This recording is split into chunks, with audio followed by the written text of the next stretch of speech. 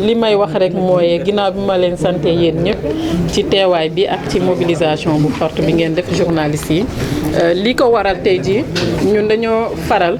at bu jot bu ñu liggéeyee ba at bi jeex balaa ñoo tàmbale beneen bi dañuy daje xayma lu ñu def ci at bi ñu nekkoon ak teg ci table bi aussi lu ñu bëgg a def ci at bi ñu jëm loolu moo waral tey jii atelier bi nga xam ne day définir li ñuy wax orientation yu bees yi ñu war a jël pour 2020 ba tax na tey jii nii lu ñu fi nar a waxtaanee lu am solo mooy lu ñuy partager ak ñi nga xam ne ñoom ñooy coordonnateurs yi lii nga xam ne moom mooy projet yu mag yi nga xam ne ñu ngi démarrer mise en œuvre bi muy projet PIPA DHS war a construire ay cases tout petits war a renforcer capacité éducateurs yi ak personnel communautaire yi ak ñëpp mais tamit li nga xam ne moom mooy projet KOICA aussi ñu war ko def ci région de ci Saint-Louis ak bu Louga. projet Banque mondiale bi nag comme ni ma ko waxee léegi ci juróom-ñaari région lay intervenir foofu yëpp nag ñu wax ne que il faut coordonnateurs yi nga xam ne ñoom ñoo ñu téyel liggéey bi au niveau déconcentré ñu mën a ñëw am taxawaay mën a càmbaraat affaire bi parce que ñun lu ñu xam-xam-xam ñoom ñi nekk ci gox-goxaat yi di xam approche yi ak réalité culturelle ak sociologie bi fa nekk ñoom ñoo ñuy mën a gën a déterminer lan lañ war a mën a def ak lu ñu mën a taxawee moo tax ñu ne nañ def atelier bi nga xam ne dañuy partager les orientations waaye tamit ñu am ay défis majeurs yoo xamante ne dafa bokk ci suñu objectif ñu war ko réussir. Président de la République dafa joxe une directive ne nañu généraliser la prise en charge de la petite enfance loolu mooy lan fépp fu xale nekk bëgg nañ léegi nga am benn structure de petite enfance que muy communautaire muy structure étatique foo dugg def li ñuy wax une éducation préscolaire nga xam ne boo demee élémentaire di nga am li nga xamante ne moom mooy bagage boo xam ne moo lay mën a dimbale pour nga am réussite. loolu bu passé tamit nouvelle lettre de politique bi du secteur de l'éducation et de la formation am ay objectifs yu mu joxe yoo xam ne yooyu aussi wax nañ ko atteindre d'ici 2030 agenda 2063 baa ngi fii bu Union africaine ak yeneen indicateurs yoo xam ne au niveau international sax avec l'ODD4 loolu yëpp nag Sénégal waru ci des ginnaaw moo tax ñu ne ginnaaw bi nga xamante ne ñun ñëpp xam nañ ne que 2012 le taux de préscolarisation était à 11,7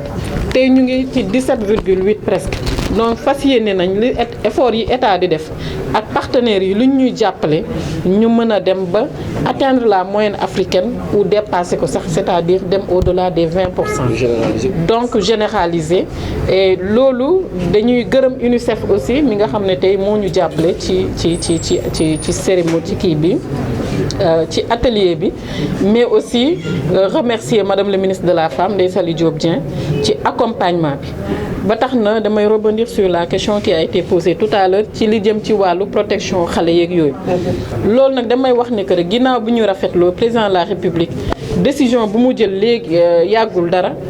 proposer une loi à l'Assemblée nationale pour ñu criminaliser le viol loolu Assemblée nationale voté ko ñu ciy gërëm député yépp tamit mu am beneen processus boo xamante ne mu ngi en cours ndax protection bu ñu ko waxee la protection est très large il faut mu am une approche holistique pour mun a intégrer loolu parce que la protection des enfants implique tous les ministères mën naa ne intérieur justice ministère de la femme ministère de l'éducation ak ñeneen ak les familles d'acteurs chefs religieux yi ak ñëpp loolu nag yaa am processus en cours très inclusif boo nga xamante ne mooy tax xëy na Sénégal teg yoon boo xam ne incha allah xale yi dinañ gën a nekk ci kaaraange bu mat sëkk. mise en œuvre moom dama jàpp ne que rek ku nekk na nga jàpp ne rek man état la buñ ko defee du ñu sonn parce que tey jii nii boo amee sa doom sa mbokk teg ko la mu ko warta teg te yow ngay xool mbokk mënoo koo yóbbu fa nga xamante ne moo yoon xam ko war caa def dara mënoo ne état moo appliqué wul loi bi te loolu gis nañ ko fi bataay yi moo tax ma ne état moom ci boppam lu mu yëg war ci am taxawaay mu ngi ciy taxawu mais aussi nous avons des réalités sociologiques yoo xamante ne ñoom ñooy waral yenn situation yi dañuy am tax nit ñi aussi liñ ci war a taxaw duñu taxaw et victimes yi mooy ñan mooy xale yi mooy jigéen ñi ba tax na loolu je pense que ñun ñëpp ñoo ci war a taxaw état aussi na gën a durcir appliquer les peines comme ni ko loi bi waxee waaye nit ñi aussi nañuy nangu di jéebaane ñaawte fi ñuy def ci biir kër yi. objectif enrôlement yi de moins de 3 ans parce que dañu gis ne que nit ñi ba tey mënuñu comprendre ne que la prise en charge de la petite enfance démarré wul 3 ans kese da ngay am sa doom mu nekk ci biir kër nga ne da ngay xaar mu am ñetti at nga yóbbu ko préscolaire. te li ñuy wax éveil stimulation précoce c'est à partir de moins de 2 ans à partir même bu xale bi juddoo 0 âge ba bi nga xamante ne xëy na yàlla def na ko mu génn petite enfance. donc loolu nag fi muy gën a amee solo ci xale bi gën ko mën a amal njëriñ mooy nu mu gën a tuute. moo tax ci projet bi ñu wax ne que il faut ñu def li ñuy wax des espaces d'éveil et de stimulation précoce c'est-à-dire ci structure bu nekk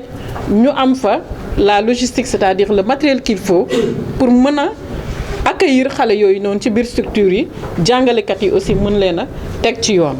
parce que loolu aussi dafa am solo des fois dañuy naan xale yi dañuy fo nañ leen bàyyi xale bu fowul mënul am intelligence. donc moo tax loolu ñu def ko une partie intégrante. ñun daal bëgg nañu enrôler le maximum ci 7 régions yi nag parce que c'est pas dans les 14 régions c'est dans les 7 régions mais aussi ngeen xam ne que du loo xam ne agence Case des Tout-Petits kese la ñun dañ ci nekk CLM nekk ci direction de l'état civil nekk ci